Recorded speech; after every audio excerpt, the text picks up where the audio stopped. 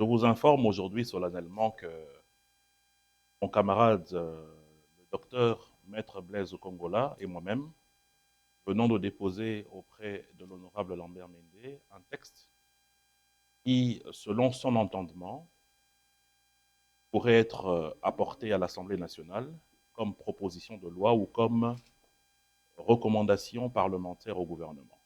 Ça consiste en quoi exactement?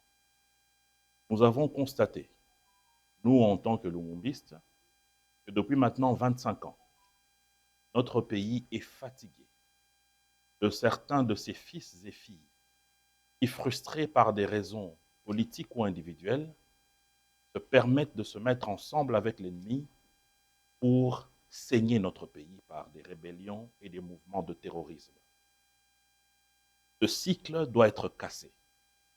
Ça consiste à, 1, aller à une rébellion, tuer des Congolais, demander un dialogue et ensuite revenir ici avec des actes de nomination.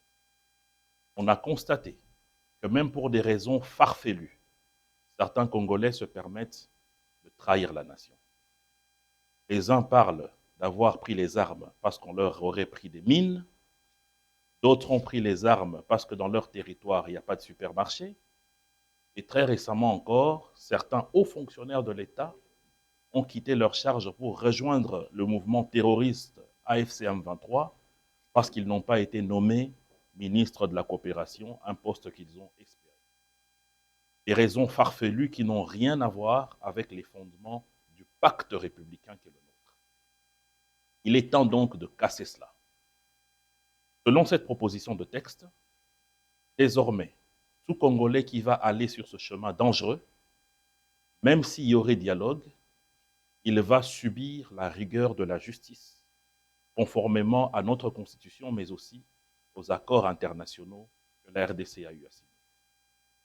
Il y aura une enquête individuelle pour appliquer une justice transitionnelle sur chaque individu. Ainsi, avant de bénéficier d'une nomination élective ou nominative, ces personnes vont subir une enquête où on va vérifier qu'elles n'ont pas participé d'une manière ou d'une autre à des actes de violation de droits de l'homme, où ils n'ont pas participé à des meurtres massifs des Congolais. Et, le cas échéant, une réparation devra être faite aux victimes et une condamnation avec assortie d'une interdiction d'éligibilité ou de nomination à des fonctions publiques. Nous ne le faisons pas parce que nous avons la haine contre quelqu'un. Et nous l'avons fait parce que mon camarade et moi sommes dans un parti politique où il faut mettre au-devant la souveraineté de notre pays. Nous avons emmené ça à l'honorable Lambert Mende parce que depuis le cycle électoral de 2006, il est toujours élu par sa base. C'est un homme qui a une histoire parlementaire et c'est un nationaliste. Et c'est donc auprès de lui que nous avons remis ce texte, d'abord en tant que notre chef de file, mais aussi par rapport à son histoire dans ce pays. Il est important que nous puissions cesser avec des sentiments personnels et les associer à l'avenir de notre pays. Il est inacceptable aujourd'hui de constater que tout un régime passé rentre dans une alliance dangereuse avec un pays voisin pour déstabiliser le pays avec la seule raison qu'un accord politique a été cassé. Nous en avons marre.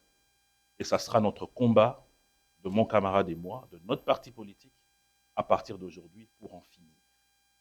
Si vous voulez avoir des postes ou des rémunérations politiques, il faut passer par le peuple, par les urnes, pour que nous puissions consolider notre pacte républicain.